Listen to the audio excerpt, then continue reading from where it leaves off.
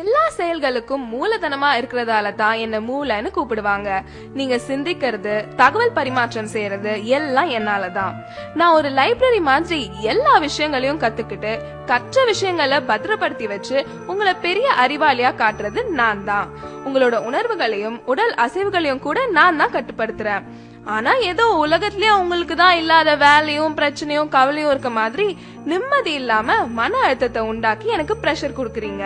சரியா தூங்குறது இல்ல, சத்தான உணவு சாப்பிடுறது இல்ல, உடற்பயிற்சி பண்றது இல்ல, மனசை அமைதியா வச்சுக்க ஒரு சின்ன முயற்சி கூட எடுக்கிறது இல்ல.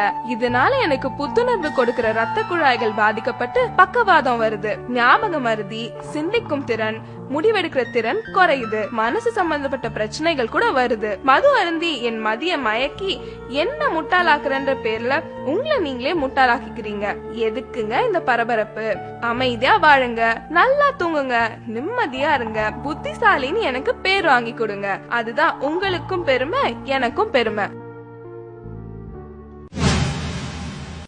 உங்க உடம்புல எல்லா உறுப்புகளும் 1 2ன்னு தான் இருக்கும். ஆனா நான் மட்டும் தாங்க 32 இருக்கேன். நான் அதிகமா இருக்கிறதுனாலவோ என்னவோ தெரியல, நீங்க என்ன சரியாவே கவனிக்கிறது இல்ல. இன்னும் நான் யாருன்னு தெரியலையா? நான் தாங்க உங்க பல்லு பேசுறேன். நான் நீங்க சாப்பிடுற உணவை மென்னு சிறு துகள்களா மாற்றி செரிமானத்துக்கு முதுகெலும்பா இருக்கிறேன். பல்லு போச்சுன்னா சொல்லு போச்சுன்னு சொல்லுவாங்க. நான் இல்லன்னா உங்க பேச்சு கூட தெளிவா இருக்காது. நீங்க சிரிக்கும் போது உங்களை பளிச்சுன்னு அழகா காட்டுறது நான் தான். நான் இல்லன்னா நீங்க சிரிக்க கூட யோசிப்பீங்க. இவ்வளவு முக்கியமான எண்ணெய புகையில பாக்கு போட்டு சிகரெட் பிடிச்சு அழுக்காக்குறீங்க. குளிர்பானம்ன்ற பேர்ல கண்டதையும் குடிச்சு என்ன சொத்தையாக்குறீங்க. ஒரு நல்ல சாப்பாட்டை கூட ருசிச்சு சாப்பிட முடியாம பண்றீங்க. இனிமேலாவது என்னுடைய கஷ்டத்தை புரிஞ்சுக்கிட்டு கொஞ்சம் இதையெல்லாம் தவிர்க்கிறீங்களா? நான் என்னோட வேலையை சரியா செய்யற வரைக்கும் தான் உங்களை எல்லாரும் பேர் சொல்லி கூப்பிடுவாங்க. நான் என் வேலையை நிறுத்திட்டா என்னதான் உங்க அப்பா அம்மா அழகான பேர் வச்சாலும் அத மறந்துட்டு பிணம்னு சாதாரணமா சொல்லிடுவாங்க. அவ்வளவு முக்கியமான ஆளு யாருன்னு பாக்குறீங்களா? நான் தாங்க உங்க நுரையீரல் பேசுறேன்.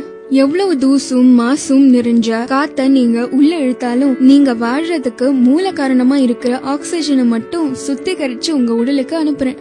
ஏற்கனவே சுற்றுப்புற மாசால சிரமப்பட்டு இருக்கேன். அத புரிஞ்சுக்காம என்னைய சிகரெட்டு பீடி பிடிச்சு நச்சு வாய்களை செலுத்தி என்னைய அடைக்கிறீங்க. வேலை செய்ய விடாம என்னோட காத்து பைகளை செயலிழக்க வைக்கிறீங்க. புற்றுநோய்க்கு மட்டும் இல்லாம பல நோய்க்கு ஆளாக்குறீங்க. இது என்னோட நுரையீரல், என்ன வேணும்னா செய்வேன்ற மாதிரி என்ன மட்டுமா கஷ்டப்படுத்துறீங்க? நீங்க இழுத்து விடுற புகை உங்களையும் மத்தவங்களையும் பாதிக்குது. உங்களை அழிக்கவே உங்களுக்கு உரிமை இல்லாத போது மத்தவங்களை அழிக்க உங்களுக்கு என்ன உரிமை இருக்கு? பூவை போன்றவள் நான், சாம்பல் நிரப்புற கிண்ணம் இல்ல. விடுங்களேன், வேண்டாமே, வாழுங்க, வாழ விடுங்க. ஹலோ, கொஞ்சம் நில்லுங்க. என்ன கேக்குதா? நான் தான் உங்க இதயம் பேசுறேன். இதயம்னு சொன்ன உடனே உங்களுக்கு ஞாபகம் வர்றது உங்க காதல் தான். இப்படி காதலின் சின்னமான என்னையும் கொஞ்சம் காதலிக்கலாம்ல.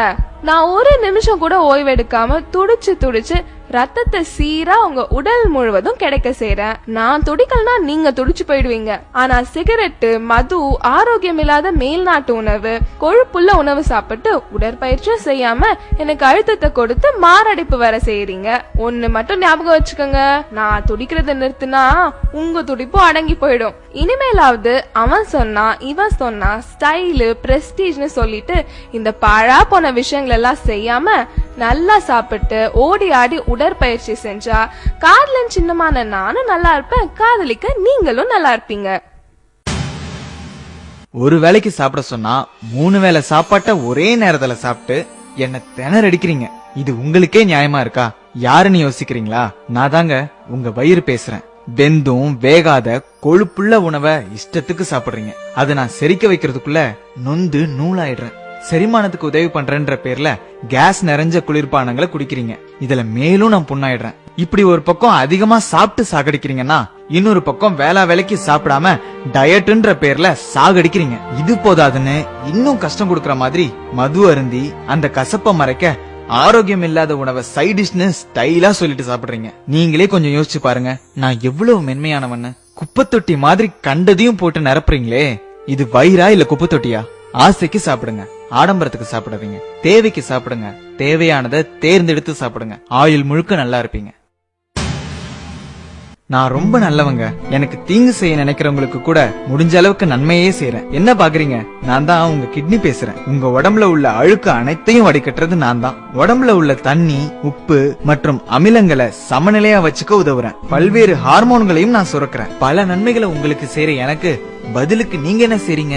தீங்குன்னு தெரிஞ்சே மது அருந்துறீங்க, சிகரெட் பிடிக்கிறீங்க, கண்டதையும் சாப்பிட்டுட்டு உடற்பயிற்சி கூட செய்ய மாட்டீங்க. கெட்டதை சுத்திகரிக்கிறதுக்கு உதவியா தண்ணியாவது நிறைய குடிக்கிறீங்களான்னா அதுவும் இல்ல. குளிர்பானம்ன்ற பேர்ல கண்ட ஆசிடையும் குடிக்கிறீங்க. நீங்க நிறைய கழிவு அனுப்புறதாலயோ என்னவோ நான் 2 உறுப்புகளா படைக்கப்பட்டிருக்கேன். நான் பாதிக்கப்பட்டு சர்க்கரை நோய்னு டாக்டர் சொல்லிட்டா அப்ப மட்டும் என்ன விழுந்து விழுந்து மருந்து மாத்திரை கொடுத்து பக்குவமா கவனிக்கிறீங்க. இருந்த என்ன பிரயோஜனம்? போனது போனது தானே. இனியாவது கண்கட்ட பிறகு சூரிய நமஸ்காரம் செய்யாம புத்திசாலியா இருப்பீங்களா? நான் ஒரு சுத்திகரிப்பு ஆலை, ஒரு சேமிப்பு கிடங்கு. பல வேலைகளை ஒன்னா செய்யறேன். யாருன்னு பாக்குறீங்களா? நான் தாங்க உங்க லிவர், அதாங்க கல்லீரல். உங்களுக்கு எங்கேயாவது அடிபட்டுச்சுன்னா ரத்தம் வெளியே போகாம உரைய வைக்கிறது நான் தான். நீங்க சாப்பிடுற எல்லாத்தையும் செரிக்க வைக்கிறதும் நான் தான். உங்க ரத்தத்தை சுத்திகரிச்சு உங்களுக்கு தேவையான சக்தியையும் நான் சேமிச்சு வைக்கிறேன். இது மட்டும் இல்லாம பல விட்டமின்களையும் மினரல்களையும் கூட நான் தான் சேமிச்சு வைக்கிறேன். மது குடிக்கிறதாலையும் கண்ட குளிர்பானங்களை குடிக்கிறதாலையும் பதப்படுத்தப்பட்ட ஆரோக்கியம் இல்லாத உணவை சாப்பிடுறதாலையும் என்னோட சுத்திகரிக்கிற திறமை இழந்து புற்றுநோய்க்கு கூட ஆளாகிறேன். 100 ரூபாய் டாக்டருக்கு ஃபீஸ் கொடுக்க கஷ்டப்பட்டுட்டு சின்ன சின்ன பிரச்சனைகளுக்கு எல்லாம் நீங்களே பெரிய டாக்டர் மாதிரி மருந்து மாத்திரை வாங்கி சாப்பிடுறீங்க. இதுக்கு பதிலா எனக்கு விஷத்தையே கொடுத்துடலாம். 100 ரூபாய் மிச்சம் பிடிக்கிறேன்னு 500க்கும் மேற்பட்ட வேலைகளை செய்யற என்ன கஷ்டப்படுத்தி நீங்களும் பல ஆயிரங்களை இழக்கிறீங்க. நான் எனக்காகவா சொல்றேன்? உங்களுக்காக தானே சொல்றேன். கொஞ்சம் காது கொடுத்து கேளுங்க. இதுக்கு அப்புறமாவது என்ன கஷ்டப்படுத்த மாட்டீங்கன்னு நம்புறேன்.